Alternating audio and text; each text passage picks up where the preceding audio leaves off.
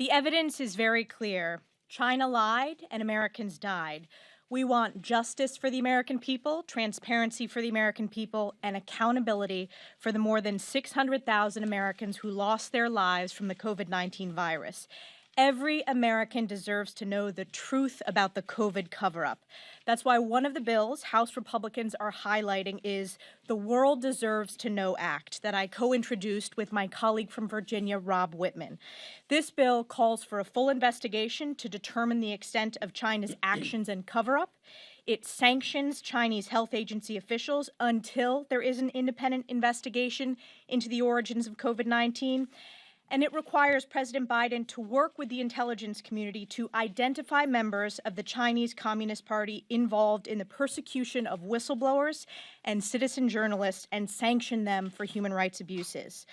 Unlike Nancy Pelosi and House Democrats, House Republicans will never be Chinese Communist Party sympathizers, and we will not rest until there's a full investigation into China's role in the COVID-19 virus outbreak and cover-up.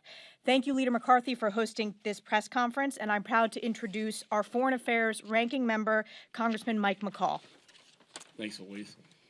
Thank you, Leader. The world deserves to know the truth. We need to find out why, because we don't want this to happen again. It happened in 2004. Scientists walked out of the lab contaminated with SARS. And that's why the International Health Organization got involved. WHO wholly failed in its mission to warn the world about what was becoming a global pandemic. We cannot not allow this to happen again. Almost 4 million people are dead now because of this recklessness. I came out with the China Task Force report last September. In this report, we held that a possibility it may have come from, guess what, a level 4 bio facility in Wuhan. Not too hard to connect those dots, right? Since that time, I would assess it's probable it came out of that lab because more and more evidence is unfolding. And as Whip Scalise said, we're going to have a hearing on this next week, and the Foreign Affairs Committee is going to update our report in the China Task Force with the origins of COVID-19 report.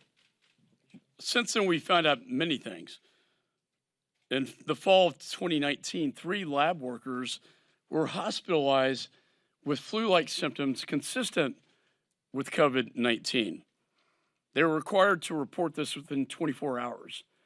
But instead, they detained the doctors, they silenced them, they destroyed the lab samples, all the evidence. We may never know the truth unless a whistleblower comes forward or we get some intelligence, which I hope we do. And let's not forget that 2 State Department cables came out in 2018 questioning the safety protocols at that lab. Then in January of 2020, the lab was taken over by the PLA, the Chinese military's bioweapons expert, Major General Chen Wei, took over the lab. You have to ask yourself the question, why? To control the situation, to control any investigation. They didn't want an investigation to take place. Then we found out that the WIV was studying corona-like viruses that have been genetically manipulated, called gain of function. This is manipulating the genetic code and how it could extrapolate from mice to bats to humans. Why didn't we know that? There's so many unanswered questions. And significantly, since 2017, the military were operating at the WIV, the Wuhan lab, which we think potentially could have violated the Biological Weapons Convention. We will be holding them accountable, as Elise said. We need to hold them accountable. If we don't, who will? I don't for the life of me understand why when the Democrats were invited to join us in this task force, with a foreign nation adversary. Why the denial? Why does the scientific community deny a hypothesis until it's proven otherwise? That is the real question before the American people and the world. As I've often said, it's the worst cover-up in human history. Almost 4 million people have died, and 600,000 in the United States. The Chinese Communist Party needs to be held accountable. Thank you.